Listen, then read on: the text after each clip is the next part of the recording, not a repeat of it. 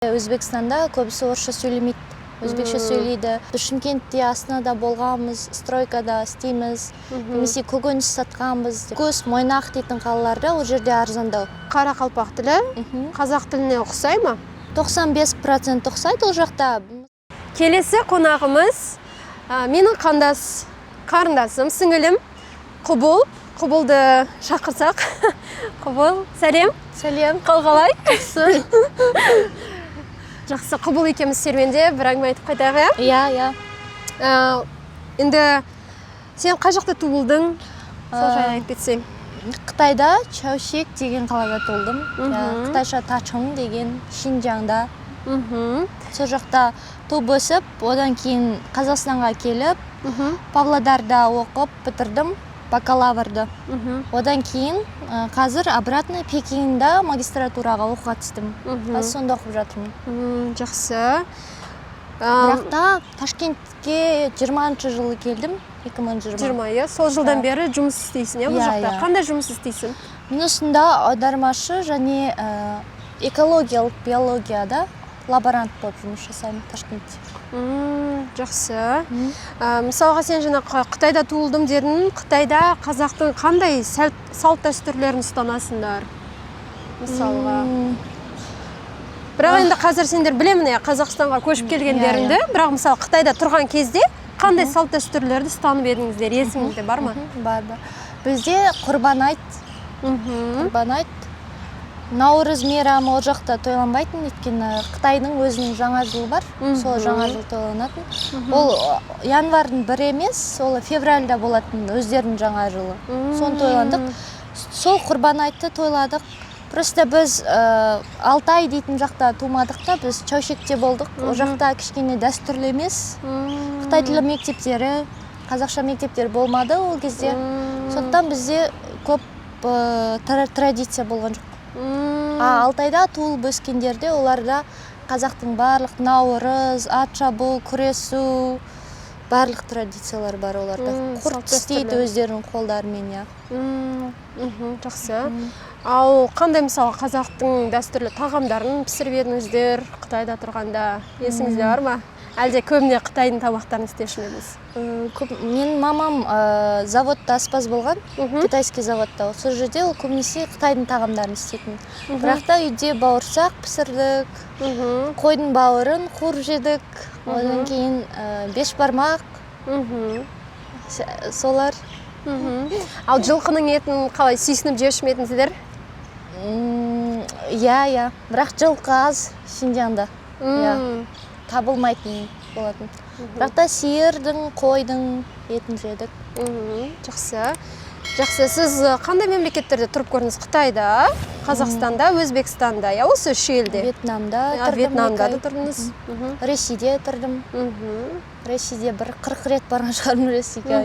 Қай қаласында болдыңыз Ресейде? Новосибирск, Омскіде болдым. Новосибирск пен Омскіде. Мысалға сіз Омскіде болыпсыз, Омскіде қазақтарды кездестірдіңіз бе?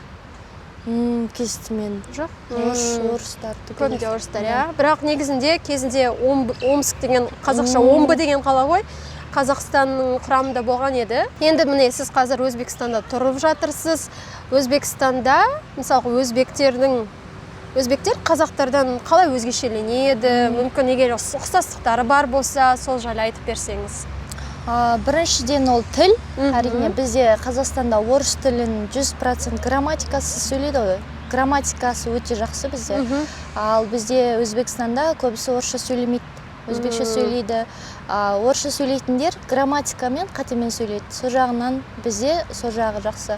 Ал енді бешбармақ дегенде бұл жақта қазы қарта тоже жейді, осы жақта өздерінің бауырсақ жейді, дәстүрлі. Көп ұқсастықтар бар. Және де көбісі Шымкентте тұрады, осы Ташкентте. Көбінесе кездесем ғой жолда. Айтады, біз Шымкентте астанада болғанбыз, стройкада істейміз, немесе көкөніс сатқанбыз деп Алматыда. Алматыда көптеп кездеседі өзбек сатушылар, кептірілген жемістер сататын, жаңалықтар сататындар. Өзбекстанда әртүрлі қалаларда мысалы тағамдардың бағалары әртүрлі ма? Әлде бірдей ма? Әртүрлі. Ең қымбат тағамдар сатылатын ол қай қала? Ташкентте бәрібір қымбаттау. Да? Иә, ал Самарқан, Бұхара, Нүкіс, Қарақалпақстан, Өзбекстанның ішінде автономия бар ғой, Қарақалпақстан. Сол жерде Нүкіс, Мойнақ дейтін қалаларда, ол жерде арзандау. Мысалы, Ташкентте базар бар, госпитальный базар. Ол жерде азық-түлікті қымбат аласың, мысалы. 1000 теңгеге бірнеше шпинат сондай алың мүмкін, ал Нүкісте сен 1000 теңгеге мұншама шпинат аласың. Сондай. Иә, сіз Қарақалпақстанда да тұрдыңыз ғой, иә? Сол Нүкісте тұрдым. Мысалға, Қарақалпақстанда өздерінің тілі Қарақалпақ тілі, қазақ тіліне ұқсай ма? 95% ұқсайды ол жақта. Мысал біз иә дейміз, олар ава деп айтады. Және де ол жақта более диалектовый сөйлейді да олар. Біз қазақ тілін сөйлесек, олар өзбек тіліне ұқсаған қазақ тілін сөйлейді. Бірақ Қарақалпақ деп айтады.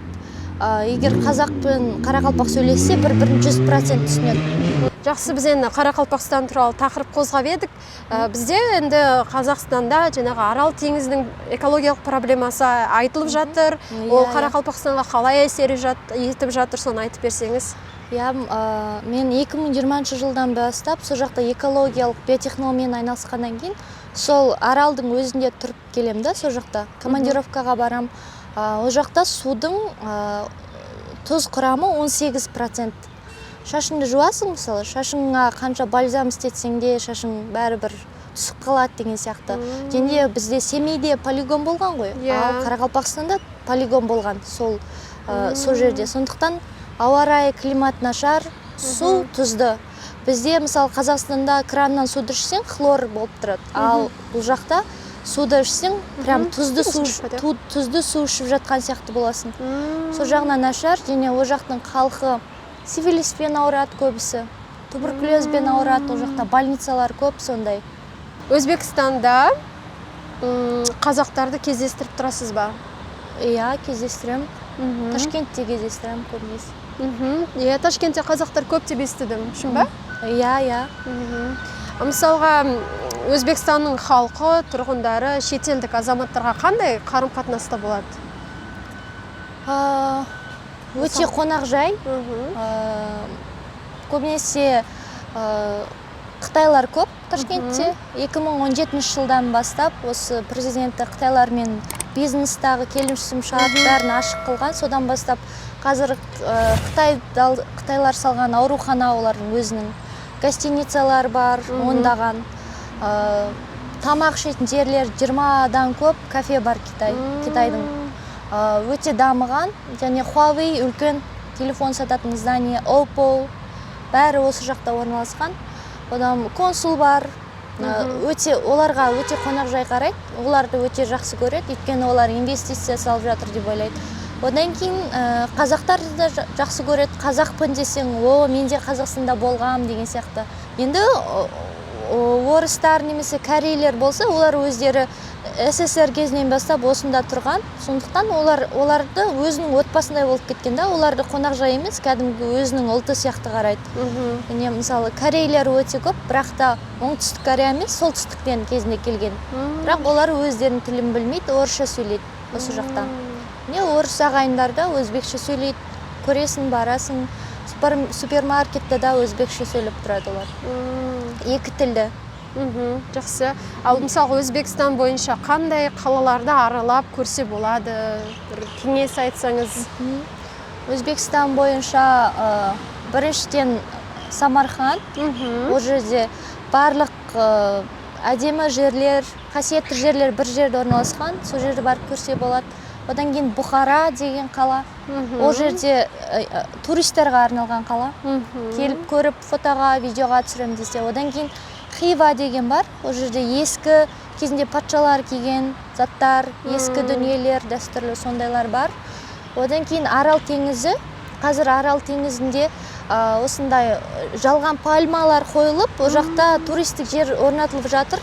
Как раз біздің компания соны істеп жатыр.